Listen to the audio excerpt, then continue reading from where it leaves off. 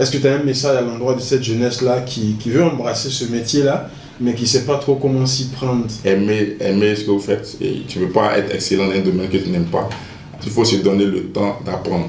Je vous prie de vous abonner et d'activer la cloche de notification pour ne rien rater des prochaines vidéos que nous allons publier et pour être également informé des opportunités que nous vous partagerons.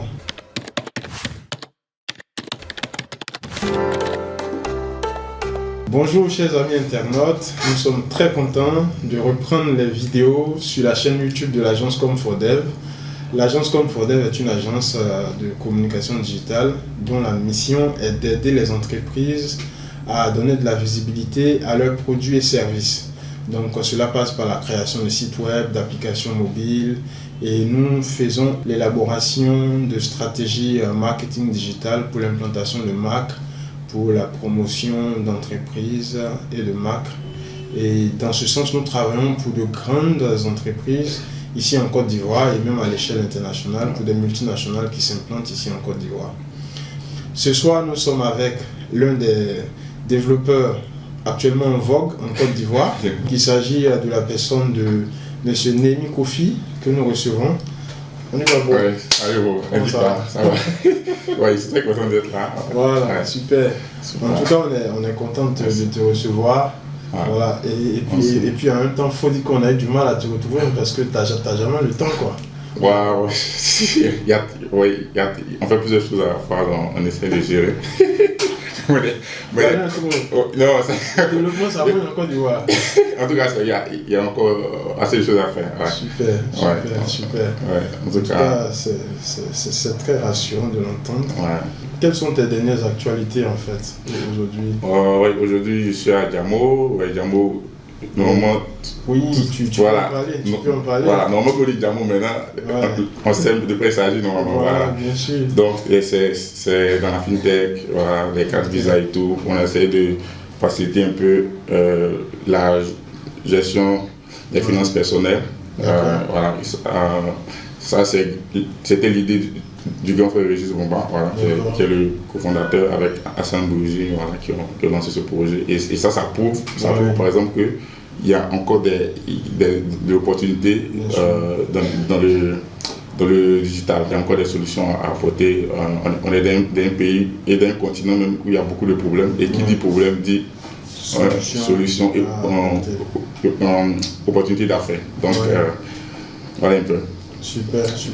Ouais, en tout cas, Régis, franchement, c'est une inspiration. Ouais, on apprécie bien ce qu'il fait. Pour tous. Good job pour tout ce que vous faites à Djamo. Ouais. C'est excellent. Mais après, qui se cache derrière Némi Kofi? Comment on peut présenter Némi Kofi à tous les internautes qui nous suivent aujourd'hui? Moi, je n'aime pas me définir si une seule casquette parce que je suis dans la pluralité. La pluralité, parce que il faut pas se cantonner. Moi, je suis dans le domaine du développement. Ça fait depuis 2012. Aujourd'hui, ça a fait carrément. C'est un long parcours. Ouais, c'est un long parcours, ouais. Wow. Donc, on a commencé au début du web. On parlait de sites mobiles. On a vu le concept de responsive design venir. On est rentré dedans. Après, on est passé sur les outils comme les Vue.js, les React.js, ce genre de langage. Avant c'était PHP, ceux qu'on connaissait. Après, on a vu comment JS aussi a repris le dessus dans le développement. Aujourd'hui même, JS maintenant est utilisé pour pouvoir faire des API, ce qui était même étonnant avant, puisqu'avant JS se limitait simplement sur la vue, au niveau de la manipulation du DOM. Aujourd'hui, JS c'est vraiment une outil puissant pour développer des services. Et même à Djamo, il y a des parties de nos services même qui sont développés en JS. Bon, aujourd'hui, on parle plus trop de JS. Côté service, on parle maintenant plus de TypeScript.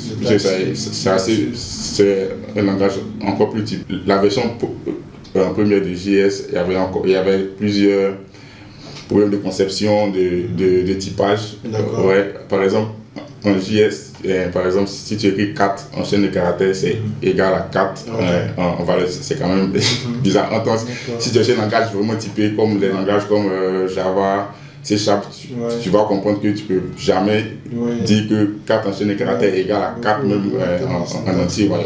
Donc c'est ce niveau c'est toutes ces améliorations aujourd'hui qui font qu'avec TypeScript c'est encore plus intéressant. Mais TypeScript c'est vraiment JS qui continue sur une autre version. C'est vraiment la même philosophie.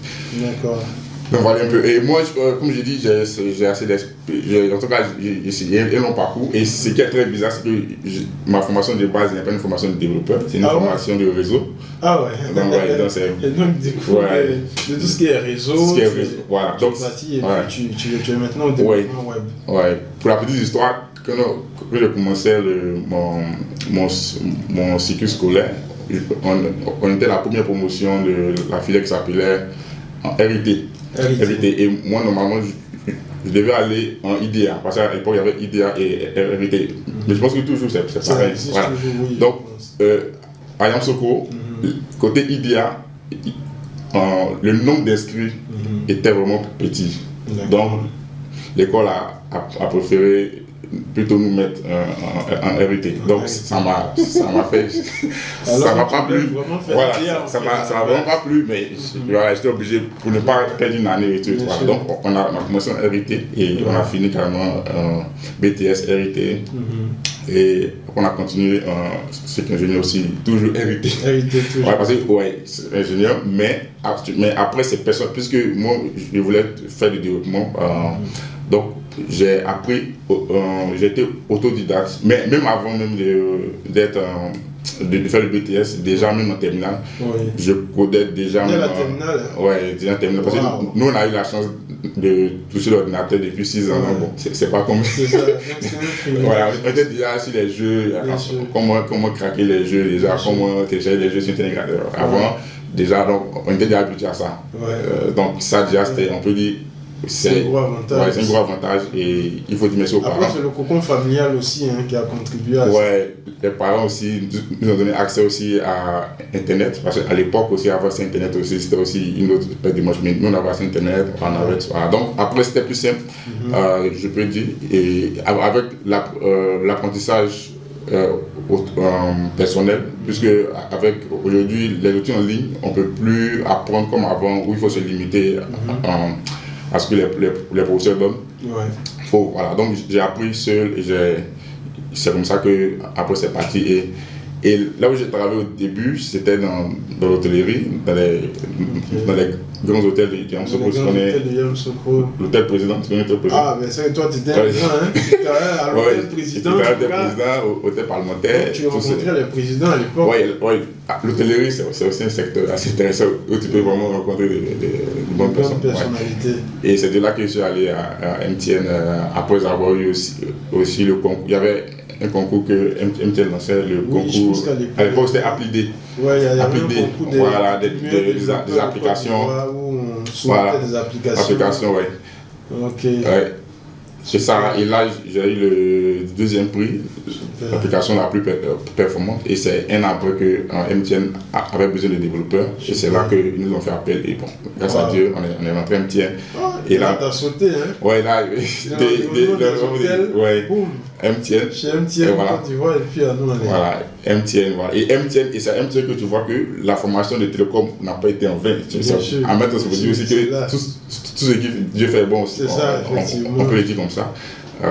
Donc voilà un peu mon parcours, il y a beaucoup de... on peut dire que ça a été beaucoup d'apprentissage personnel grâce au fait que j'avais accès à Internet et j'avais accès à l'ordinateur vraiment très tôt dans ma vie. Il faut vraiment avoir le goût de l'apprentissage. Quand tu es développeur, il faut vraiment avoir le goût de la recherche. La recherche, et ça c'est le gros problème aujourd'hui que je reproche toujours aux débutants, aux jeunes. C'est-à-dire les gars veulent forcément qu'on soit derrière eux. Toujours faire du mentorat. C'est vrai qu'on peut mentorer, c'est important de mentorer sur les bonnes pratiques ou bien la bonne manière de faire les choses, mais au moins apprendre seul. Il y a tellement de plateformes aujourd'hui, il y a les Udemy, Coursera, et même actuellement il y a des très bonnes formations certifiantes sur Coursera. Et sur Coursera, je pense que si moi j'ai suivi des formations sur Coursera, c'est très bon. C'est incroyable, et c'est des formations qui sont accréditées par Google et tout. C'est des grands groupes qui donnent ce genre de formations. Donc, c'est pas des choses qu'il faut prendre. Et puis, en plus de ça, c'est pas vraiment cher. Il y a souvent des universités, même derrière Coursera, voilà, qui soutiennent ces formations. Voilà. Donc, c'est une aubaine pour tous ceux qui sont dans le domaine, pour tous les juniors. Allez-y à fond. Udemy. Après, on pourra peut-être faire une vidéo sur comment apprendre en ligne. Parce qu'il y a plusieurs sites de formation, mais il faut savoir par quel site peut-être commencer au début quand tu es débutant et après au fur et à mesure. C'est très important. D'accord. Ok. Après, je vois du coup que c'est l'amour du développement qui t'a envoyé en fait. Parce que tu étais à la base ingénieur réseau. Enfin, tu es à la base ingénieur réseau. Tu es un ingénieur réseau, mais qui est un excellent développeur. Et donc, du coup, c'est l'amour du développement web qui t'a piqué. Et du coup, tu es resté là-dedans. Je pense que ça. Après aujourd'hui, comment est-ce que, par rapport aux tendances actuelles, comment est-ce que tu entrevois le métier de développeur dans les 10 années à venir? Le métier, je pense que le métier, il est toujours pertinent. Il y a toujours besoin de développeurs. Avec aujourd'hui l'essor des startups aujourd'hui. Le phénomène startup est vraiment très rentré en Afrique. Bien sûr. Donc, on va voir dans les 5 prochaines années beaucoup de solutions qui vont sortir, beaucoup d'autres startups. Aujourd'hui, on voit plus Yamo, mais il y a Anka qui est là, il y a Scanticket, il y a beaucoup de problèmes à résoudre. Donc, il y a des startups qui vont venir et ces startups-là auront besoin de développeurs chevronnés. Bien sûr. Voilà. Et aujourd'hui, le problème qu'on constate, c'est qu'on a une sorte de pénurie de développeurs. Et ça prouve qu'il y a encore de la place. Mais il y a de la place pour ceux qui sont vraiment bons. C'est le petit hic. Il y a de la place, mais ceux qui sont vraiment bons. On cherche la perle rare. On cherche la perle rare. C'est vraiment c'est pourquoi la formation, finalement, c'est nécessaire. Et voilà. Donc, il y a vraiment de la place. C'est vrai qu'aujourd'hui, on parle beaucoup plus de l'IA. Face à l'IA, on est en train de se demander est-ce que l'IA ne va pas remplacer le développement, mais non, parce que l'IA, on aura encore le temps de parler, mais l'IA, on peut dire l'IA ne vient pas résoudre de nouveaux problèmes. L'IA vient toujours résoudre les problèmes qui étaient dans le passé. Voilà, parce que l'IA, à la base, se base sur des données du passé et du présent pour essayer de faire de la prédiction bien pour répondre à des problèmes. Donc, qu'est-ce qui va se passer? Il y a certains domaines de développement où c'est vraiment spécifique. Par exemple, si tu dois développer pour les télécoms, si tu as une entreprise comme MTN, c'est des systèmes qui sont déjà, je ne sais pas ce que je dis, ça dit. Tu vois, par exemple, à MTN, il y a plusieurs applications qui sont déjà fournies par plusieurs fournisseurs. Et tu ne vas pas changer ça du jour au lendemain. Il y a des contrats SLA qui sont déjà gérés des fournisseurs. Donc, si tu as dû rajouter une autre application, tu ne vas pas. Tu seras obligé de travailler avec des applications existantes pour faire améliorer le produit. C'est pareil chez Orange, c'est les mêmes pratiques. Donc, c'est pas là que tu vas mettre l'IA, parce que l'IA sera pertinente sur les besoins qui sont déjà modélisés. Par exemple, aujourd'hui, un site e-commerce, on peut parier que d'ici 5 ans, on n'aura pas besoin de développer un site e-commerce. Ça c'est clair, parce que c'est un usage qui est connu. Voilà. En fait, à chaque fois qu'il y a une modélisation, on est sûr que l'IA peut agir. C'est comme ça qu'il faut voir. C'est-à-dire, à chaque fois que le domaine est vraiment cerné, moi je prends un exemple. Par exemple, avant, pour faire un site e-commerce, il fallait avoir besoin forcément d'un développeur. À l'époque, tu prends dans les années 2012 et tout. Tout à fait. Parce que c'est le développeur qui allait créer la base de données, savoir qu'il faut créer une table produit, une table commande et tout ça, faire le site web, voilà. Et après, il n'y avait pas de CMS. Il n'y avait pas de CMS, voilà, e-commerce. Et même à l'époque, WordPress même n'était pas e-commerce. WordPress était au début, quand on faisait WordPress au début, c'était que du blogging, c'était vraiment que des posts. Et c'est après, WordPress, avec les thèmes, ils ont compris qu'on peut faire au-delà des blogs. Alors, c'est vraiment toute l'histoire que j'ai. Mais là, ce que je vais te dire, c'est que Donc, avant, on avait besoin de développeurs pour faire des sites e-commerce, mais au fur et à mesure qu'on s'est rendu compte que le commerce n'était finalement pas une activité de technologique, c'est une activité commerciale. Tu vois que tu avais plusieurs commerçants frustrés qui frustrés pourquoi? Parce que tu prends un développeur qui avoir voilà, un site e-commerce. Voilà, il veut juste lancer un produit, il doit attendre 3 à 6 mois pour que le développeur fasse la base de données, tout vient design, tu vois un peu, c'est compliqué. C'est lourd à gérer. Donc ça fait que après, mais en tant l'activité de vente, c'est une activité qui est saine aujourd'hui. On sait que forcément il y aura des produits, il y aura des promotions, des coupons. Donc quand on a cerné ça, on a dit ok, avec les outils comme les PrestaShop ou comme ils ont cerné l'activité, ils ont créé un CMS et ça aide. Donc aujourd'hui, une IA peut aujourd'hui faire un site e-commerce de A à Z. Il suffit que cette IA sache que par exemple, on te parle de site e-commerce de vêtements, donc il ne va pas s'en mêler. Il va peut-être aller chercher des images de vêtements en vogue dans la région et lui-même insérer ça installer. Parce qu'on peut installer aujourd'hui beaucoup de commerce en un clic, ce n'est plus comme avant. Avant, moi je sais qu'avant pour installer un CMS encore, il fallait se connecter sur le serveur, uploader le fichier, créer la base de données, tu vois un peu. Tout ça, ouais. Aujourd'hui, sur la plupart des hébergeurs aujourd'hui, tu vois sur OVH et AWS, tu installes déjà ton WooCommerce direct sur le plugin. Donc, on va vers ça. Donc, ça, c'est des choses que, effectivement, un développeur de site de commerce, il peut te dire que d'ici 5 ans, il sera remplacé. Parce que, mais après, il doit s'adapter. Hein, parce que je pense que l'IA aussi vient pour qu'il s'adapte. Voilà, l'IA vient pour qu'il se réinvente, effectivement. Mais en fait, il y a deux trucs qu'il faut voir. Tu as l'influence des gars qui ne sont pas dans la tech, qui, eux, tout ce qui les intéresse, c'est de résoudre leurs problèmes et se faire de l'argent. Et c'est des gars qui, en général, la tech, c'est juste un outil finalement. Tu vois? Donc, eux, il y a cette frustration qui est là. Ils veulent toujours des outils. Et c'est pour ces gens-là que les CMS ont été créés. Voilà. Donc, mais tu as toujours, dans cette tranche de personnes, tu as des gens encore qui sont pas encore très poussés dans la tech. Bien sûr. Donc, ils auront toujours besoin des développeurs pour les aider à le faire. Mais c'est-à-dire, par exemple, aujourd'hui, pour une agence pourra facilement faire beaucoup plus de projets de e-commerce avec l'IA. Avec des IA de e-commerce pour aller plus vite ou bien avec des... Voilà. Tu gagnes plus aussi. Voilà, ça sera bon pour les agences. Ce qu'il faut dire aussi, c'est que même si l'IA arrive à faire ce travail parfaitement, il y a toujours besoin d'assistance technique. Il y a souvent des besoins assez spécifiques, tu vois. Et ça, c'est des besoins sur lesquels seulement le développeur peut se prononcer aussi. Surtout, effectivement, pour le support. Parce que après que tu lances un produit, il y a toujours la partie support, il y a les améliorations, donc c'est clair.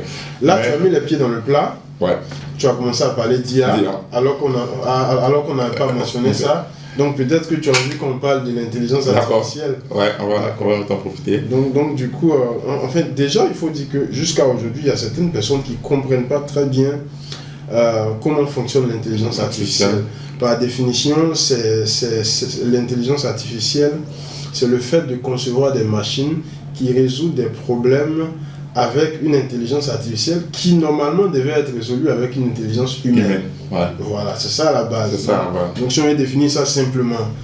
Maintenant, aujourd'hui, quelles sont les intelligences artificielles que toi tu utilises dans tes développements et comment ça t'aide en fait en tant que développeur?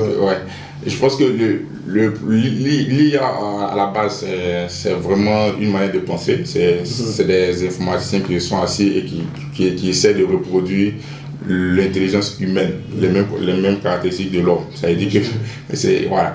Donc, les gars s'asseyent et on dit ok, essayons d'aider la machine à réfléchir comme l'homme. Voilà. Et c'est là que tu vois tous les usages, comme par exemple ce qu'on appelle le computer vision. Computer vision. Quelle est la vision derrière la vision? C'est de permettre à l'ordinateur de reconnaître des objets qu'il voit. C'est vrai que par exemple, ça c'est une tasse. Une tasse. Voilà, ça c'est un micro. Computer vision. Tu as par exemple le projet de Google qui est les véhicules autonome.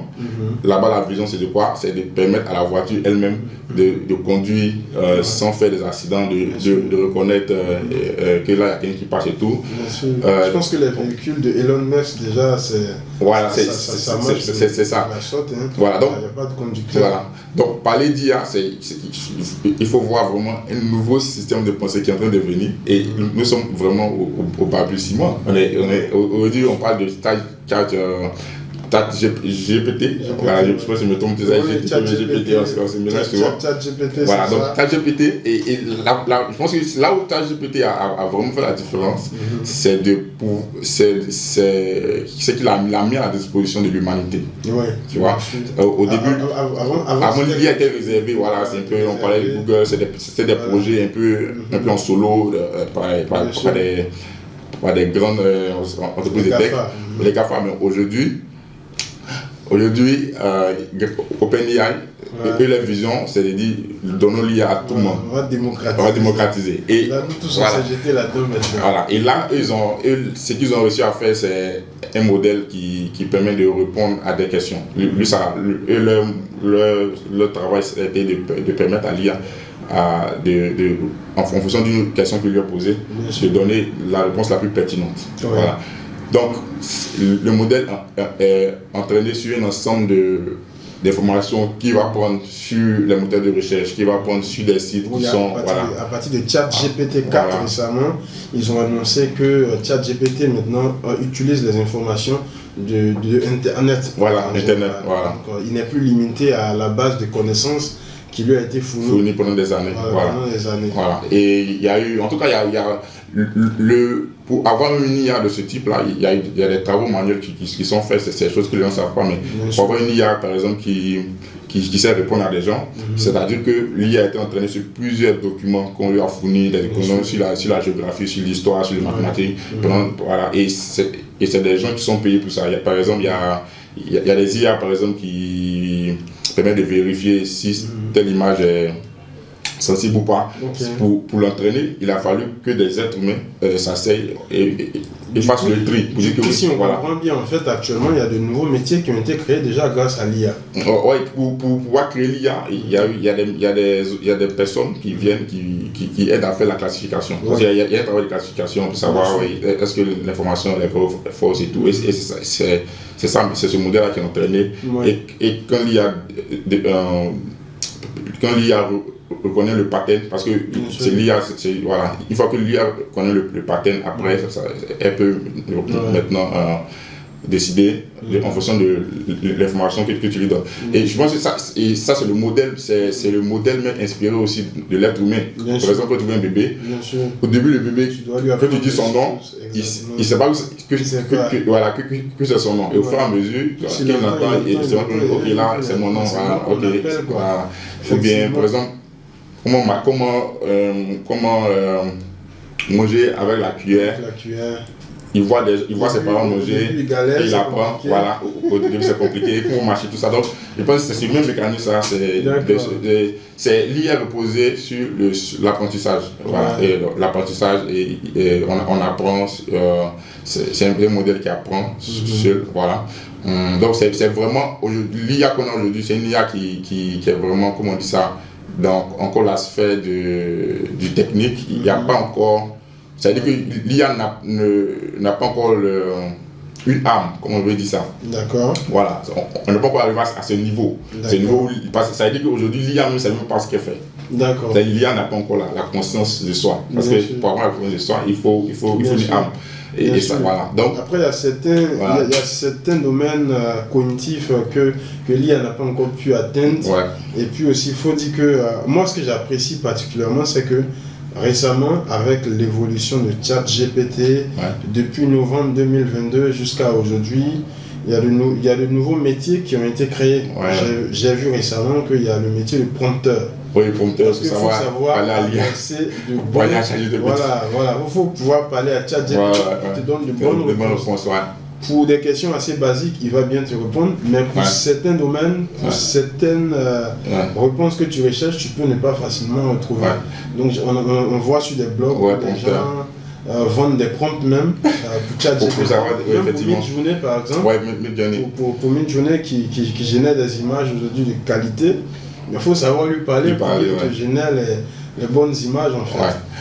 Ouais, mais moi je pense ça, à terme, je pense que ça va perdurer parce que je pense à terme, ce qui va se passer, ça sera, je pense que le prompt même c'est une étape intermédiaire. Ce qui va se passer, ça sera vraiment de la voix. Ça veut dire que tu auras seulement besoin de parler à l'IA et l'IA te répondre. Le prompt aujourd'hui c'est l'étape vraiment intermédiaire.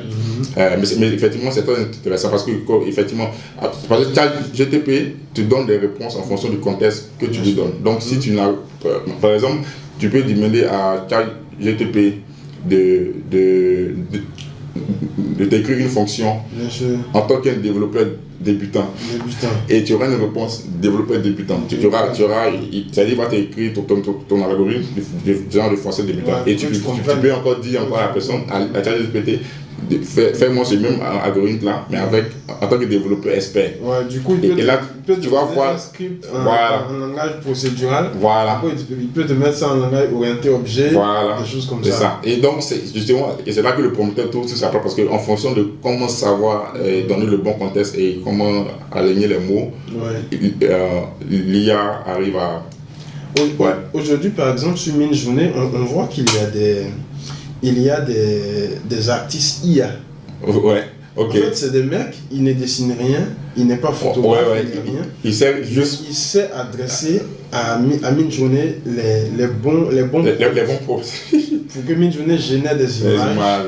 Et ensuite, il commercialise ces images-là qui sont ses œuvres. Parce que dans les conditions générales d'utilisation de Midjourney, quand on génère une image, on devient propriétaire de l'image. De cette image-là. Et comment est-ce que du coup, toi, tu entrevois l'avenir par rapport à l'IA? Quels sont les prochains métiers, les futurs métiers qui pourraient se créer, quel que soit le secteur d'activité?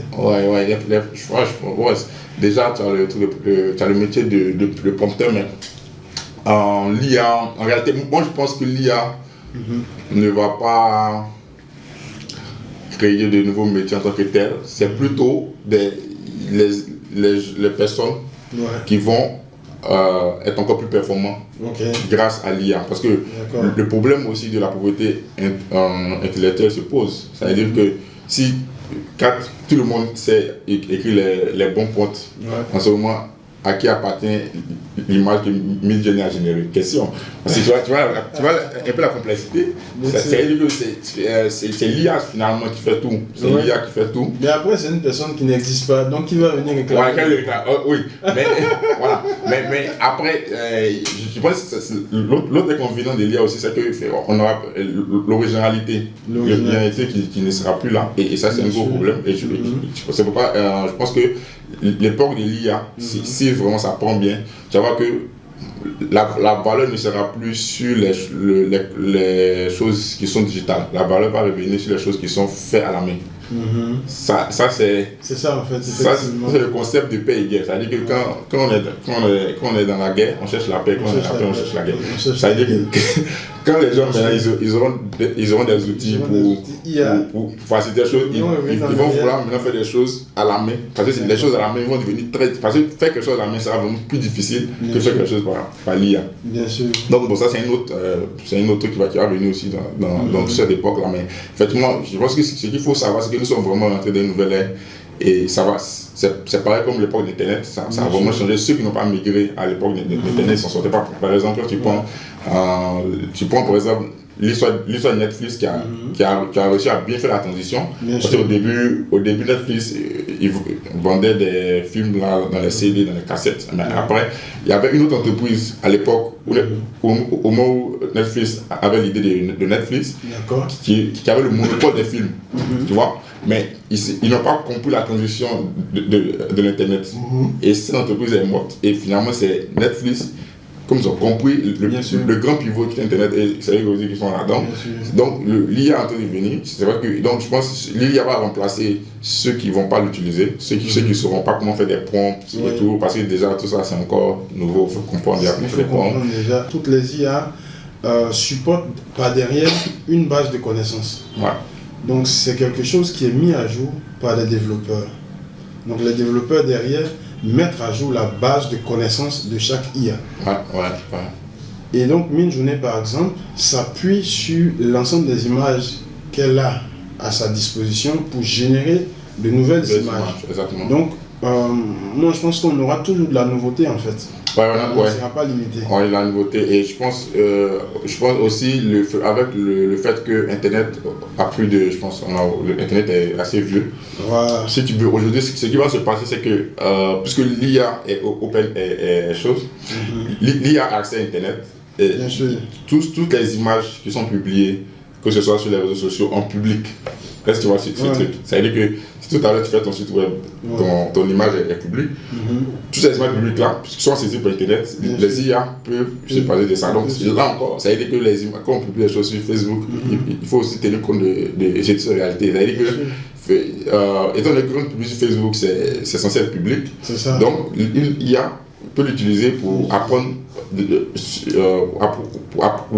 apprendre dessus, pour apprendre sur l'image, bien sur un test. Donc ça aide aussi l'IA à s'enrichir, mais en même temps aussi, il faut qu'on sache aussi que voilà, c'est tout ce qu'on met sur Internet. Il y a certaines limites, parfois on voit des images générées sur Midjourney où les gens ont 6 doigts. 6 doigts, ouais. Ils ont 6 auteuils et tout. C'est très bien. Ouais, mais c'est déjà très bien fait parce que moi j'ai vu des images vraiment réussies. C'est vrai qu'il y a quelques. Comme tu dis, il y a quelques ratés, mais c'est ça, toute technologie s'améliore. Je pense que là, on a stage GPT-4, peut-être que d'ici, après on aura GPT-5, on aura Midjourney, plusieurs versions, et on va arriver à quelque chose encore plus intéressant. Voilà. Mais je pense que ça, si ça marche vraiment, je pense que le métier de photographe va prendre un coup. Ouais, ça va pas. Moi je pense que ça va prendre un coup, mais comme tu disais tout à l'heure, la théorie de la guerre et de la paix, on voudrait encore revenir encore à ça. Ça aura un peu de valeur. Ça reprendra de la valeur parce que tout le monde voudra des images générées créées par un photographe. C'est ça, un photographe. Donc les photographes auront toujours leur place. Ça c'est vrai aussi. Parce que la nature humaine, en fait, a toujours cette tendance à vouloir revenir toujours. C'est ça. Voilà, récemment il y avait des modèles de vêtements qui existaient et tout, qu'on avait abandonné, les pantalons Ernesto JJ, mais les gens reviennent encore, ils veulent porter tout ça. Ça veut dire que rien n'est disparu en fin de compte. Mais après moi ce que je vais te demander c'est est-ce que tu ne trouves pas que ça fait flipper en fait? Est-ce qu'il n'y a pas de danger par rapport à tout ce qui est confidentialité des informations? Est-ce qu'il n'y a pas de danger derrière l'IA? Quand j'utilise ChatGPT-4, est-ce que je ne m'expose pas à la confidentialité de mes informations si je ne suis pas prudent? Quand j'utilise Midjourney, est-ce que je ne m'expose pas? Toutes les IA qu'on connaît aujourd'hui, est-ce qu'il n'y a pas de danger en termes de protection des données à caractère personnel, des choses comme ça? Je pense que ce problème, c'est un problème général de Internet.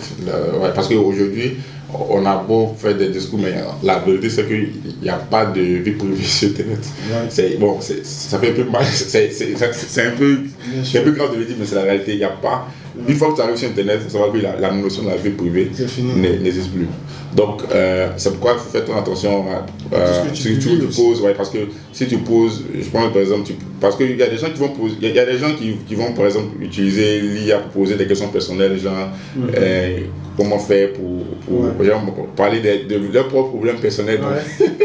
Voilà, donc tout ce que tu cherches un ami pour converser. Voilà, converser, c'est les besoins et toutes ces données que tu mets comme les prompts aussi, il faut savoir que c'est sur Internet. Bon, peut-être que l'IA va se servir de ça aussi pour aider d'autres personnes, mais après, je pense que Internet n'est pas vraiment un endroit où on parle de vie privée. Je pense qu'il faut que chacun vraiment fasse attention à ce qu'il publie sur Internet. Il y a plusieurs personnes et je pense que ça, c'est un des problèmes qu'on aura. Les gens de notre époque aujourd'hui, les jeunes gens, ils se mettent nus par exemple. Souvent ils se mettent nus sur des réseaux, bien ils font des trucs. Mais après, quand par exemple il va vouloir être président, ça va ressortir. Parce que c'est sur Internet. Ça va ressortir et ça peut poser préjudice. Maintenant, comment l'IA aujourd'hui peut aider les entrepreneurs comment l'IA peut aider les entrepreneurs à automatiser leurs tâches, les tâches répétitives par exemple. Et puis les aider à se concentrer sur ce qui est essentiel, sur la promotion de leurs produits et services, ou bien la création de nouveaux produits et services. Et entre-temps, je profite aussi pour informer les internautes que Néhémie est le fondateur de Wabi. Wabi Covoiturage. Wabi qui est une start-up de covoiturage. Et qui existe depuis déjà 3 ans, je pense. Oui, 3 ans, mais je pense qu'on a vraiment commencé même en 2021. En 2021. On a repris vraiment on essaie de bien améliorer encore le produit, mais on a encore phase d'amélioration. D'accord. Ouais. Donc, comment aujourd'hui l'IA, par rapport à la start-up Wabi, par exemple, comment cela vous aide à pouvoir vous concentrer sur ce qui est plus important et puis à déléguer des tâches répétitives à l'IA? Je vais revenir même sur les trucs de façon générale, parce que l'IA, par exemple, tu prends une IA comme Midjourney, tu peux générer tout ce qui est assets pour ton site web. Tu as besoin d'une image, par exemple, tu fais un site web pour une ONG des enfants atteints d'une maladie, tu peux dire à Midjourney, dis-moi une image d'un enfant qui est toujours triste, et tu prends, donc, alors qu'avant, tu allais devoir aller payer ça sur un site de banque d'images. Là, tu parles de nous. Ça c'est un autre cas. C'est le cas, ou bien, heureusement, on est avant-gardiste. On a commencé à utiliser l'IA aussi pour pouvoir générer tout ça. Donc, toutes ces images-là, il y a vu même un site web qui utilise une IA qui te génère un logo. C'est-à-dire à partir du nom de ton entreprise. À partir même du prompt de ton domaine d'activité. C'est-à-dire, tu dis, ok, moi je suis Wabi, c'est une application de covoiturage, et il te génère un logo qui va avec ce domaine, et en même temps, il te génère une page d'accueil avec les différents messages accrocheurs du domaine du covoiturage, par exemple. Ça c'est quelque chose que j'ai testé même. J'ai vu ça sur LinkedIn. J'ai oublié, non, je pense, j'ai oublié même. Souvent, je balade beaucoup sur LinkedIn d'ailleurs. Donc, ça, par exemple, c'est les usages. Donc, tu vois que ça, l'entrepreneur qui rentre dans ce domaine, il aura moins de coûts. Il aura moins de coûts, il ne va pas forcément aller prendre un photographe, il ne va pas forcément aller. Je pense que ça, c'est un avantage aujourd'hui. Les gens qui entreprennent aujourd'hui, mine de rien, ils ont un peu plus de facilité à tester des choses. Voilà, tu vois ce que je dis? Bien sûr. Avant, c'était vraiment un peu plus compliqué, ce que je dis. Ça veut dire qu'aujourd'hui, tu peux vraiment automatiser certaines tâches. Là, par exemple, je donne un exemple. Il y a des applications, par exemple, comme Make. Je ne sais pas si tu connais Make.com. Oui, Make.com, bien sûr. Tu dis, Make.com, ou bien chose, l'autre aussi, l'autre qui était là avant Make, là, je pense, je ne me rappelle plus. C'est des applications où tu peux créer des flows. Tu peux dire, ok, prends le mail, sur Gmail, envoie une chose. J'ai utilisé ça sur Make une fois. Après, ce que j'ai beaucoup apprécié dans ChatGPT, par exemple, tu peux par exemple lui donner une grosse masse de données d'un tableau Excel, et puis tu lui demandes de faire des opérations, par exemple, de calcul, d'établir des formules pour toi et Microsoft a créé Copilot. Copilot pour les développeurs. Pour les développeurs, aujourd'hui Copilot peut être, on peut intégrer Copilot avec Excel, par exemple, pour pouvoir élaborer des tableaux. Tu peux demander à Copilot de faire une présentation PowerPoint d'une présentation TEDx, par exemple, que tu dois le faire. Et lui te génère tout avec le design que tu lui diras. Et ça c'est avantageux. Je veux tel design, je veux que tu utilises des images dans ce style-là. Et Copilot te génère tout à la fois. C'est vraiment avantageux, alors que c'est quelque chose qui t'aurait pris assez de temps. Et je pense même il y a 4 GPT que tu peux intégrer dans Google. Le Excel de Google Sheet en ligne. Et ça c'est magnifique parce que tu peux avoir un fichier par exemple où tu as la liste des pays et tu fais une autre onglet où tu dis tu veux les capitales de ces pays. C'est comme une fonction Excel. C'est rapide, GPT, capitale du pays. à Tu droite. me Tu vois. donnes le prompt après. Tu me donnes le prompt. Puis tu me donnes la technique. Tu vois, donc tu as. Je pense qu'on va partager voilà, ça avec on va partager ça avec les internautes. Ça facilite. Plus tard. Facilite si tu as des choses à faire. Ouais, c'est vraiment énorme comme possibilité de pouvoir intégrer GPT dans Excel. Ça, parce que déjà, Excel, et ça a été déjà puissant. Ouais, Excel est déjà puissant. GPT, ouais. Et même là, pour Copilot, Copilot est très intéressant. Moi, il y a un de mes collègues qui utilise Copilot, mais ça m'a vraiment choqué de comment Copilot est puissant parce que là, on travaille sur une fonctionnalité mobile avec le framework Flutter. Et on voulait faire, on voulait coder bon, on appelle ça une dialogue, c'est-à-dire un pop-up qui vient te dire oui ou non. D'accord, une boîte de dialogue voilà, donc, s'affiche. Voilà. Donc, la fonction normalement c'est show dialogue, d'accord. Donc, quand tu commences à taper show dialogue, Copilot déjà te présente le code déjà. Wow. Et là où c'était impressionnant, c'est que avant, la ligne avant le show dialogue, il y avait une affaire de une variable qui s'appelait ordre genre une commande, c'est-à-dire on voulait demander est-ce que vous voulez annuler la commande ou bien la valider. Donc quand il tape show dialogue, le code qui vient en bas, c'est vraiment tout le show dialogue complet avec la question voulez-vous annuler cette commande ou valider. Ça c'est ouf. Donc tu es occupé en fait les variables. Voilà, c'est-à-dire il regarde le contexte du document dans lequel tu es. Et il a écrit tous les tests. Donc, alors que ça c'était quelque chose que nous-mêmes, c'est-à-dire si tu devais faire ça sans Copilot, tu allais le faire pour savoir qu'effectivement vous voulez vous annuler. Il a écrit tout, il a écrit oui ou non, il a écrit déjà toutes les fonctions. Donc ça c'est quelque chose qui va vraiment arranger les développeurs, les entrepreneurs comme je dis. Ça va vraiment arranger. Et moi j'ai testé avec, je faisais un test avec Wabi, j'ai proposé par exemple, je pense qu'il y a on devait envoyer des mails pour essayer de, comment on dit ça, pour relancer les conducteurs qui n'avaient pas fini de s'inscrire. Donc, moi j'ai écrit à ChatGPT, propose-moi 3 modèles de mails pour aider, pour encourager, inciter les conducteurs à s'inscrire. Et je suis étonné de savoir que les mails sont là. Et c'était. Alors que ça, c'est quelque chose que il y a un moment de réfléchir, ou bien il allait forcément embaucher peut-être un copywriter pour savoir. C'est-à-dire, ce qui est étonnant, c'est qu'il te donne les mots accrocheurs. C'est-à-dire, il t'explique. C'est incroyable. En fait, c'est incroyable. Bon parce que quand tu sais poser des questions, là, il te donne vraiment ce que tu recherches. Et puis, très bonne capacité rédactionnelle également. Il a une très belle plume également. Voilà. Donc, ça, c'est bon. Quand il a posé, et ça m'a fait, par exemple, ça, on a résolu ce problème-là, on a pris le mail, on a automatisé avec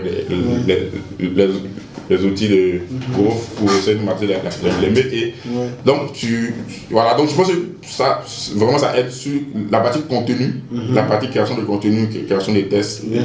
Ça aide vraiment à aller plus vite. Et aussi, comme j'ai dit, Copilot pour aller plus vite dans le développement. Je pense que peut-être la partie inconvénient, le risque qui va venir, ça sera pour les élèves. Oui. Après, c'est les élèves. Voilà, je voulais te dire, mais est-ce qu'avec l'intelligence artificielle, on ne va pas constater en fait une baisse de la réflexion humaine? Est-ce que ça ne va pas entraîner les gens vers une sorte de paresse et puis réduire en fait notre aptitude à réfléchir? Moi je pense, je suis futuriste, je sais clairement qu'est-ce qui va se passer. Qu'est-ce qui va se passer? Tu es un prophète. Ce qui va se passer, c'est que... Les amis, David Kofi est un prophète. Écoutez-le. Qu'est-ce qui va se passer? Voici ce qui va se passer. Tu auras des élèves qui vont, par exemple, quand on va leur donner les devoirs de maison, ils vont taper dans ChatGPT. Et ChatGPT va leur expliquer même la résolution, comment on fait pour résoudre. Ils vont le faire. Les sujets de réflexion en terminale, en première, tout philosophe. Il y en a même ici, en Côte d'Ivoire, je sais déjà qu'il y en a qui vont oser vouloir tricher avec GPT en examen. Ça, on sait, les Ivoiriens, ils sont formidables. C'est assez grave. Mais je veux dire, Après, donc, c'est pas tout, hein. ChatGPT, il est un peu limité parfois, c'est pas tout. Donc, c'est le fait de pouvoir demander toujours à l'IA ce réflexe automatique là va faire que les gens vont devenir dépendants. Et c'est là maintenant, qu'est-ce qui va se passer, c'est qu'on va arriver à un niveau où les gens auront besoin que l'IA soit dans leur cerveau. Ouais. Ça c'est voilà, c'est là, et je pense que c'est ce qui est arrivé un peu au téléphone. Téléphone aujourd'hui, avant, quelqu'un pouvait se balader genre, dans la rue, il n'utilise pas son téléphone au fait. C'est quand on l'appelait qu'il faisait un peu geste et puis mais aujourd'hui, quand quelqu'un a 5 minutes, il fait comme ça. Il a juste son téléphone. C'est-à-dire on comprend pas. 5 minutes. On n'a pas expliqué ce phénomène. Ça devient comme un phénomène de, comment on dit ça, une action, comme on disait ça en SVT là. C'est une action réflexe. Cette même action réflexe va revenir dans ChatGPT. Petite question. Au lieu de solliciter ton cerveau, tu vas directement par réflexe ChatGPT.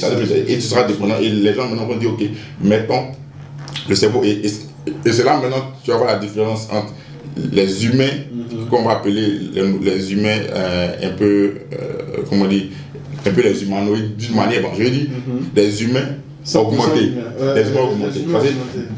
Déjà, il y a des travaux déjà qui sont en train d'être faits actuellement sur les humains augmentés, c'est-à-dire un humain par exemple à qui on lui donne une lentille, on met dans ses yeux et lui ses yeux ne sont plus comme toi tes yeux, mais ses yeux lui permettent directement quand il te voit de savoir que toi tu as un compte LinkedIn, il sait que tu es malade, ou bien il sait par exemple où tu travailles, donc lui n'a pas besoin de te poser la question de comment il t'appelle, il te voit, il sait que lui c'est Conan. Pourquoi? Parce que l'IA qui est dans son œil a accès à Facebook, il lui dit que c'est son nom. Donc il est bon, ça c'est vraiment le futur. Wow. Ça c'est le futur. Alors en fait, du coup, c'est dit que ce sera une intelligence artificielle qui sera basée sur la reconnaissance faciale. Oui, et ça existe déjà. Voilà, toute vision déjà, c'est déjà très avancé. Ils sont très développés en termes de reconnaissance faciale. Aujourd'hui en Chine, si tu fais sur la caméra publique de flash, on sait clairement dire que tu es ici, tu habites ici. Donc ça, voilà. Donc ça c'est vraiment, en tant que futuriste, ça je peux te dire, à l'horizon peut-être d'ici 20 ans, 30 ans, tu vas voir, les gens vont être dépendants de l'IA et ils vont vouloir que l'IA soit en eux. Après, je pense qu'il y a d'autres élèves, si on continue toujours dans la prophétie. La prophétie, oui. Il y a d'autres élèves quand même qui vont utiliser les deux. Leur cerveau et puis l'intelligence artificielle aussi quand ils sont limités. Mais la complexité du cerveau humain, c'est que c'est un muscle. Le cerveau, s'il n'est pas utilisé, il devient moins performant. C'est pourquoi tu vois qu'il y a des élèves qui sont excellents à l'école et d'autres qui ne sont pas. Parce que les élèves excellents, c'est les élèves qui ont appris d'entraîner leur cerveau. Donc, quand tu sautes ton cerveau, par action réflexe, tu sautes ton cerveau à chaque fois pour aller solliciter un cerveau extérieur qui est l'IA, à un moment donné, ton cerveau réduit en termes de choses. Tu vois. Et après, il y a d'autres théories. Après, il y a d'autres qui te disent, bon, après, à quoi ça sert de réfléchir si l'IA peut le faire. C'est-à-dire, il y a des gens qui te disent, par exemple, aujourd'hui, par exemple, tu peux être un bon développeur. Tu peux être un bon développeur sans forcément avoir fait une école de développement. Il te suffira juste de faire quoi? De connaître la structure des données. Parce que tout algorithme qu'on résout, ça part d'abord de connaître la structure des données. Quand tu connais la structure des données et tu connais un peu les différentes entités qui sont en relation avec l'algorithme que tu veux résoudre, tu demandes à ChatGPT développement, par exemple, écris-moi un code en TypeScript qui me permet, par exemple, de retourner la liste des utilisateurs d'une base de données avec tel ORM. Donc tu n'auras pas besoin de connaître qu'est-ce que tu lui demandes des fonctions, il te fait sortir. Donc après c'est de savoir est-ce que parce que l'autre, je pense que la question c'est de dire est-ce qu'on doit toujours réfléchir. Comme ça c'est une question profonde que est-ce qu'on doit toujours réfléchir? Est-ce que il n'est pas mieux de se confier à 100% à l'IA. C'est des idéologies. Après, moi, ce que je vais te dire, c'est que l'IA, tu as très bien dit au départ que c'est des hommes qui sont derrière l'IA, qui donnent à l'IA une base de connaissances. Donc, c'est vrai que l'IA, dans sa capacité cognitive, c'est-à-dire à prendre les informations qu'on lui injecte, qu'on lui donne, il sera toujours limité en fait. Parce que l'IA en fait ne peut pas avoir d'émotion. Oui, absolument, l'IA n'a pas d'émotion. Traduire une émotion, tu vois, l'IA n'a pas ça. L'IA n'a pas tout ce que l'homme a en fait, parce que l'homme c'est toute une entité. Voilà, c'est toute une machine. Voilà, donc c'est vraiment difficile de donner tout cela à l'IA en fait. Donc quelque part, je pense que l'IA sera toujours limitée aussi. Oui, ça, dans certains domaines, mais pas dans les domaines, par exemple dans la tech aujourd'hui. Dans la tech, je pense que oui, on a atteint certains niveau de maturité, par exemple, aujourd'hui, tous les langages qu'on utilise sont arrivés à un certain niveau de maturité aujourd'hui. Oui. Par exemple, Java, on sait clairement qu'est-ce qu'on fait en Java, on sait la plupart des choses. On veut dire, par exemple, en Flutter, on sait qu'est-ce qu'on fait en Flutter. Et c'est les codes, et tu as des sites, par exemple, comme Stack Overflow qui existe longtemps, qui ont permis déjà de faire des classifications des différentes réponses. Stack Overflow même sera une véritable base de connaissances. Voilà, pour l'IA. Parce qu'on sait comment développer un algorithme de la manière la plus efficiente, performante, on sait comment le faire. Est-ce que tu es en train de me dire que ton métier va disparaître? Non, ce qu'il dit, le métier ne va pas disparaître. Mais pour rentrer dans le métier, ça sera plus facile aussi. Parce que moi, je sais qu'en fait, c'est pas, comment dire, l'accès à l'information est beaucoup plus facile aujourd'hui. Aujourd'hui, tu peux être un développeur, même en 3 ans d'expérience, si tu sais bien lire des livres, bien aller sur des bons forums, tu peux rapidement monter en compétences. Avant, il fallait forcément. Je pense qu'avant c'était très compliqué. Avant, moi je sais qu'il y a des anciens développeurs qui disaient par exemple que au début, quand une technologie sort, la seule documentation qu'ils avaient, c'était le manuel de la technologie. Voilà. Et ce manuel-là n'était pas forcément en ligne. Alors qu'aujourd'hui, quand tu as une question, souvent tu poses directement sur Stack Overflow, comment faire comme ça, et il y a quelqu'un qui te répond. Donc, ça déjà, tu peux vraiment monter en compétence avec ces outils-là, ou bien avec l'IA même pour monter en compétence pour encore être plus performant dans nos travaux de développeurs. Voilà, que je fais avant. Donc, comme j'ai dit, le développement, après les bons développeurs ne sont pas jugés sur le langage, mais sont jugés sur la capacité de résoudre les problèmes de façon efficiente. Donc, le développeur finalement commence, parce que le même langage, la même solution, tu peux la réécrire en COBOL, en PHP, mais tant que l'important c'est de savoir l'algorithme que tu vas utiliser pour résoudre. Mais comment on écrit ça, c'est pas le problème. Par exemple, il y a plusieurs IA qui sont basées sur le langage Python. Quand je prends ChatGPT, ça a été développé en Python. Est-ce que tous les développeurs ne devraient pas se mettre à Python pour pouvoir bien utiliser les ressources de ChatGPT? Python c'est un langage que je recommande. Moi, c'est dans les top languages aujourd'hui 2023.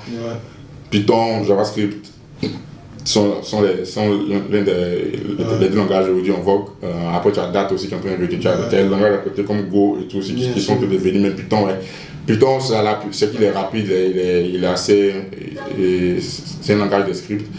Il est assez rapide et il a la capacité de traiter beaucoup d'informations. Il s'exécute très rapidement en termes de traitement d'informations et tout. Voilà. C'est pourquoi c'est utilisé beaucoup dans les histoires de machine learning, parce que là-bas, la quantité d'informations à traiter est énorme. Donc, c'est un langage qu'il faut connaître. Bon, là, on tire à la fin de notre vidéo carrément. Qu'est-ce que tu diras à toutes les personnes aujourd'hui qui sont hésitantes, des développeurs, des graphistes, des personnes qui sont dans le digital et qui sont hésitantes à l'idée d'utiliser les ressources de l'IA? Et qui se disent non, mais ce truc-là, moi je ne veux pas parce que ça me fait flipper, ou bien il y a des risques. En tout cas, il y a beaucoup de risques, comme j'ai dit, mais ce qu'il faut retenir, c'est que c'est un nouveau pan de l'humanité. Et il ne faut pas se leurrer. C'est dès maintenant qu'il faut commencer à prendre ses marques. Ouais. Comme j'ai dit, ouais. Aujourd'hui même il y a AutoGPT qui est sorti aussi, qui fait que tu peux demander tu peux automatiser un peu comme tu peux demander à GTP de faire plusieurs choses à la fois. Genre on va ici, faire comme ça, tu peux écrire plusieurs prompts. Aligner et lui il les fait en même temps. Voilà. Lui il les fait en même temps. Voilà. Donc tu peux demander. Voilà. Je pense qu'il y a un lien même entre. AutoGPT. Ouais. Fais des recherches sur ça, les amis. Il y a un lien même entre GPT et Midjourney. Oui. Qui est possible. Donc voilà. Donc quand vous voyez ça, ça doit être un signe pour dire quelque chose qui est en train de venir. Quelque chose se prépare. Faut juste être. Faut se lancer dedans, même si. 3, 2, 1. Top. Ok, donc comme je dis, après, il ne faut pas se le mentir. Ouais. L'ordinateur sera forcément plus pertinent en termes de connaissances que l'homme. Parce qu'il dit, par exemple, nous aujourd'hui, l'homme n'est pas ingénieux. Plus rapide. Voilà, plus rapide dans le traitement. Et puis également, ne va pas oublier parce que l'homme a. Voilà, l'homme oublie, voilà, l'homme a ce défaut d'oublier. Alors que la mémoire de l'ordinateur n'oublie pas. Il y a une information, elle est là. C'est ça. Et je pense que c'est l'un des arguments, comme je disais, qui va faire que les gens vont vouloir se planter l'IA dans le corps. Parce que. Bon, ça, c'est le futurisme. Ça, c'est le futurisme. Peut-être que. Mais je pense que c'est ça. Parce que l'homme oublie. Par exemple, moi aujourd'hui, je fais plusieurs langages, je fais du front, du back, je suis full stack, mais je dis même dans le full stack, je ne maîtrise pas toutes les fonctions de tous les langages. Tu vois ce que je dis? Mon cerveau humain est limité, il y a des choses importantes que je ne peux que retenir et sur lesquelles je me concentre. Tu vois ce que je dis? Et le reste. Donc en fait, toi, tu es. Parce que c'est toujours bon pour les développeurs débutants qui nous suivent. Est-ce que tu peux expliquer très rapidement développeur front, développeur back-end, développeur full stack, c'est quoi tout ça? Ok, ouais, voilà, développeur back-end. Pour mieux comprendre, l'exemple que je donne dans ça, c'est que par exemple, tu as un être humain, d'accord? Le fonctionnement de chaque organe, c'est-à-dire le fait que le foie est fait pour traiter le sang, les trucs comme ça, ça c'est le back-end.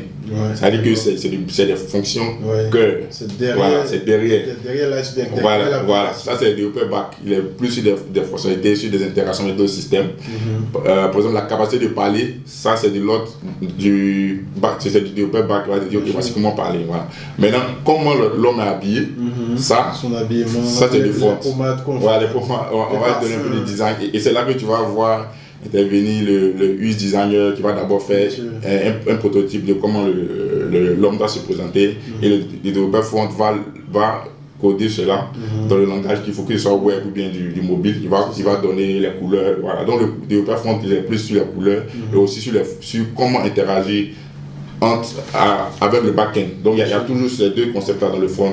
Faire l'interface, mais aussi savoir communiquer avec les fonctions qui étaient codées dans le back-end. Il y a quelques logiques côté front, mais c'est des logiques essentiellement, c'est des logiques de visibilité.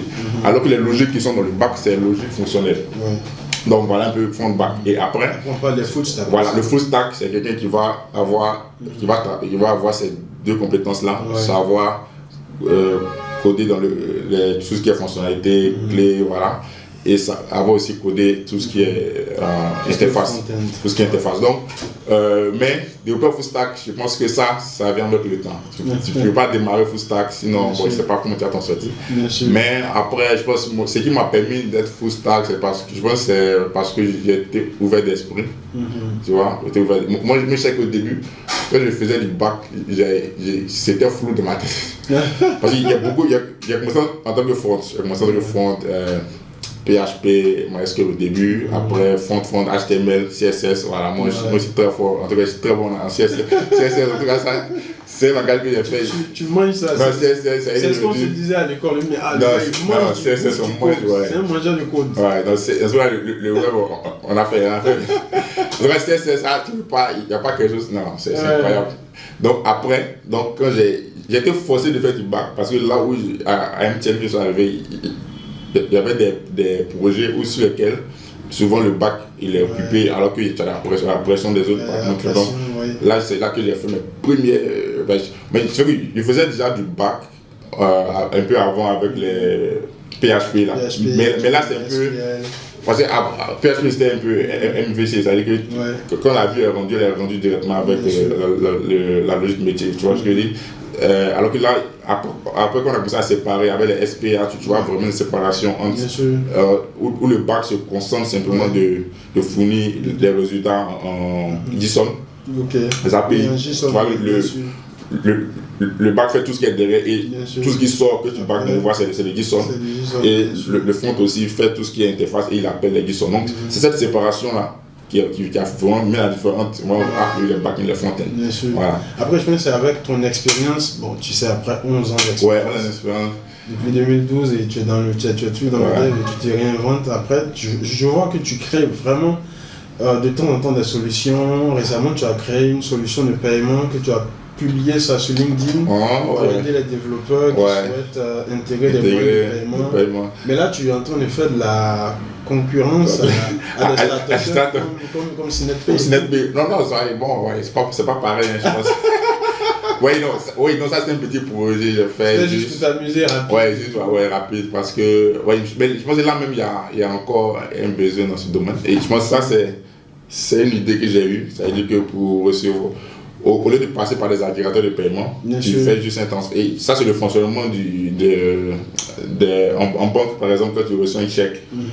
Quand tu reçois un virement, la validation du virement se fait manuellement. Tu vois, donc c'est le même concept. Donc, le client te fait un dépôt sur ton numéro Orange Money et c'est toi qui vérifies sur ton téléphone Orange Money que tu as reçu et tu valides sa transaction sur le site e-commerce. Donc c'était un peu cette idée là que j'ai eu, mais finalement je me dis que c'est un besoin.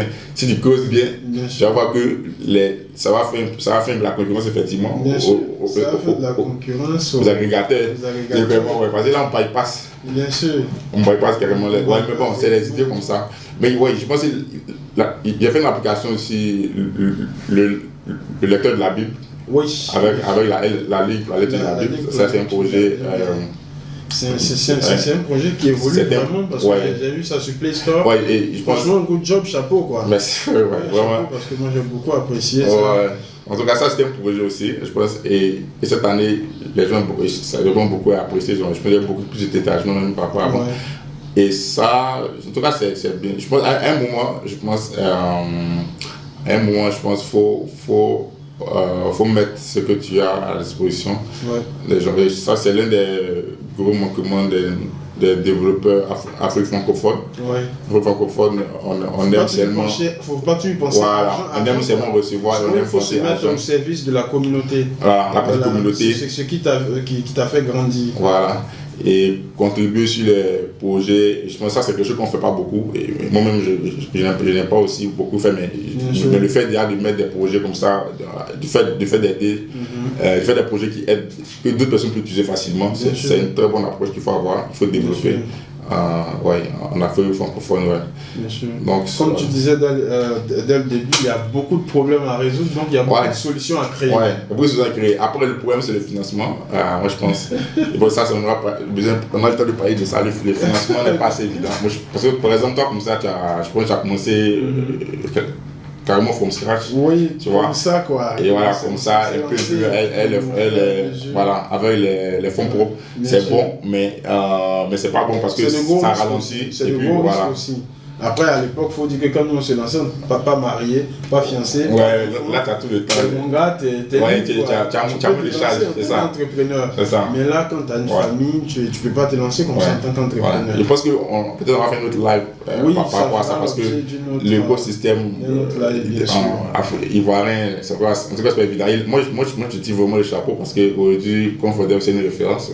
Moi, Merci. Je travaille des contrats même tienne, voilà, et ça c'est puissant. Merci. Et ça que tu entends, ça c'est aidé pour commencer étape par étape. C'était le jeune poussé. Mais je pense que c'est très bon. Moi je te félicite, c'est un travail de ouf. Nous sommes félicités à Comfortdev, les gars. Est-ce que tu as un message à l'endroit de cette jeunesse-là qui veut embrasser ce métier-là, mais qui ne sait pas trop comment s'y prendre? Voilà. Je pense qu'il pourrait dire, ce que je peux dire, c'est d'aimer ce que vous faites. Et tu ne peux pas être excellent dans un domaine que tu n'aimes pas. sinon ça serait un peu de la torture. Voilà. Et il y a le temps, il faut se donner le temps d'apprendre. Voilà, ça, c'est clair, parce que tu ne vas jamais apprendre quelque chose, à moins que tu arrives à la technologie qui va venir bientôt, qui dans le monde futuriste, que tu as créé. Qui s'appelle le mind dump. Ok, le mind dump, ça veut dire que on peut te dumper des connaissances. Oui.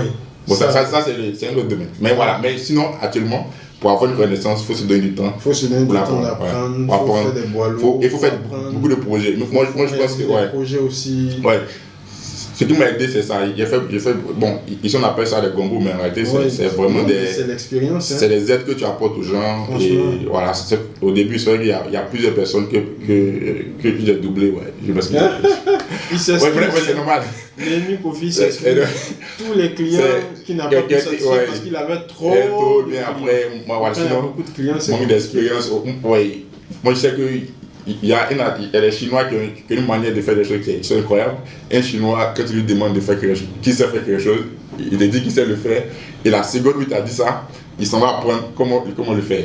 Est-ce que vous voyez ce mindset? Ça veut dire que si tu demandes est-ce que tu sais faire une opération flûteur? Tu dis oui. Et le soir, tu bosses. C'est un peu dans ce concept-là que j'ai évolué. Ça veut dire que tu me dis, est-ce que je dis oui, il sait le faire. Et je vais regarder rapidement. Il fait des nuits blanches au moins. Tu ne dormais pas beaucoup. Hein. Voilà, donc tu es obligé d'apprendre rapidement. Et tu le fais. Au taf le matin et tout. Et plus tu le fais, directement tu acquiers la connaissance que tu cherches.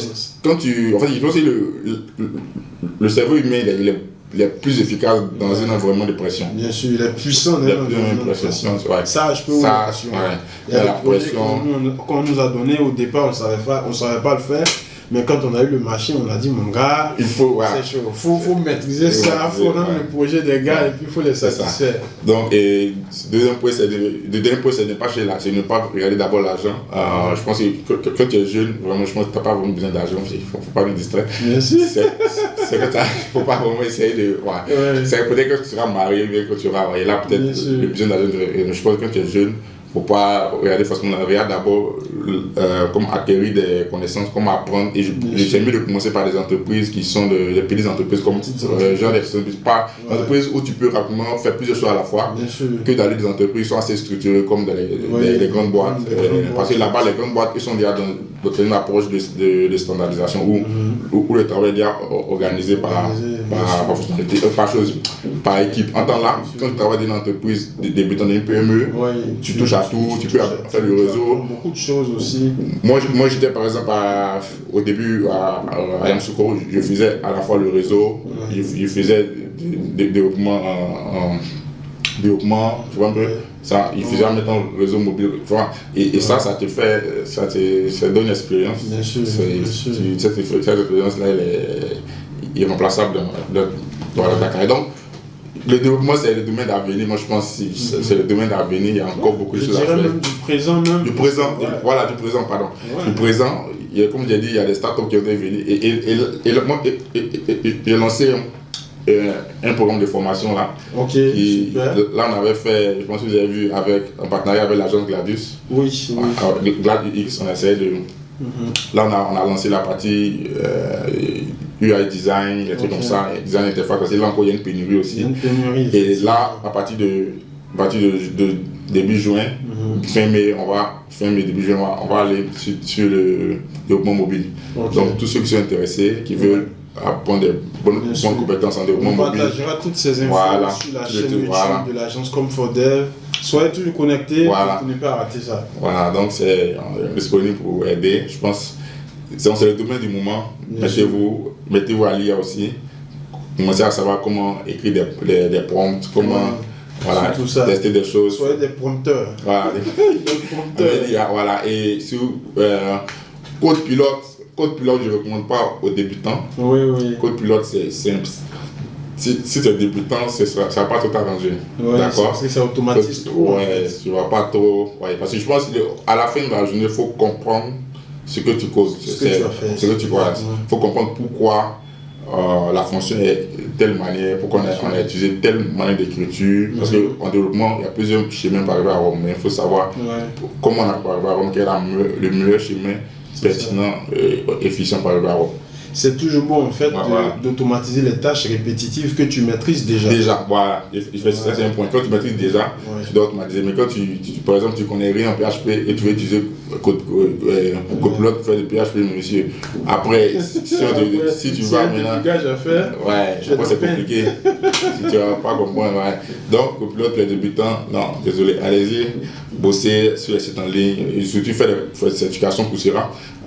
Il y a, si vous avez un peu plus d'argent, vous faites les nano-degrés avec chose. Le nano-degré, ça c'est sur quelle plateforme là? C'est Udacity. Udacity. Et là, cette année, il y a Alexis qui est un groupe qui fait des bourses d'études dans le domaine du cloud. En fait, il finance les formations Coursera qui sont les formations Udacity certifiantes qui sont normalement payantes. Et avec Alexis, c'est un groupe africain qui vous donne des bourses pour faire cette formation-là gratuitement. Super. Il faut se renseigner sur ça. Après Alexis, je pense que là, la cote de cette année, peut-être ça va commencer, je pense, en juin, si je ne me trompe pas, mais c'est des choses qu'il faut avoir. Alexis, ALX. Voilà, regardez ça. ALX. Pour les femmes, je pense qu'il y avait DigiFemme qui avait commencé fin de l'année passée. DigiFemme, ils sont très considérés. C'est des plateformes aussi qui demandent de maîtriser l'anglais. Donc, faut s'y mettre. Oui, l'anglais, les formations sont je pense. L'anglais, c'est le dernier truc qu'il faut apprendre. Parce que, voilà, comme j'ai l'habitude de dire, le français ne t'emmènera pas plus loin qu'en France. Donc, après, c'est à toi de choisir si tu veux limiter ta vie en France. Parce que après, quand tu sors de l'Afrique francophone, tu sors de la France, bon, ton anglais, ton français, bon, il n'est plus pertinent. Il ne sert plus à rien. Voilà, en tant que tu arrives aux États-Unis, tous les livres, tous les langages, bien sûr, écrits en anglais. Donc, il y a ça. Et le dernier point que je voulais appuyer, je te l'ai dit, je pense, il y avait DigiFemme, oui. Voilà, donc pour les femmes, c'est encore plus compliqué, vu que déjà être une femme, même, c'est pas facile. Mais vraiment, j'encourage. En fait, toutes les femmes qui vont arriver à s'en sortir, à acquérir des connaissances de développement, auront vite du travail par rapport aux hommes. Parce qu'aujourd'hui, on est dans une époque où on encourage la parité. La parité du genre. Du genre, on encourage les femmes. Aujourd'hui, il y a des métiers développeurs où on met carrément que profil féminin encouragé. Donc, vous voyez que si tu as une femme, et les métiers développeurs aujourd'hui, les startups qui viennent, c'est quand même bien payé. Tu peux t'en sortir au moins 300 400 000 par mois, normalement, si tu gagnes ton travail. Bien sûr. Et même plus. Et voilà, quand tu travailles avec les Américains, tu as des salaires de ouf. Voilà. Mais comme j'ai dit, la compétence doit être là. Et voilà, il faut vraiment se mettre au boulot. Et en tout cas, voilà, j'ai été ravi de partager ces premiers échanges-là. Mais c'était bien. Super. Merci beaucoup, Ademi. Ça marche. En tout cas, les amis, on reste toujours connectés. Restez connectés et puis visitez la chaîne de temps en temps pour ne pas rater de nouvelles vidéos. Voilà, et puis donc on se retrouvera bientôt pour une prochaine vidéo de notre rubrique Comfort Talk. Voilà, donc ce sont des vidéos que nous allons produire régulièrement. Alors dites-nous ce que vous en pensez, dites-nous dans les commentaires ce que vous en pensez et puis partagez ces vidéos là autour de vous pour qu'on puisse toucher encore plus de personnes afin d'aider encore les jeunes dans le métier de développement web. À très bientôt.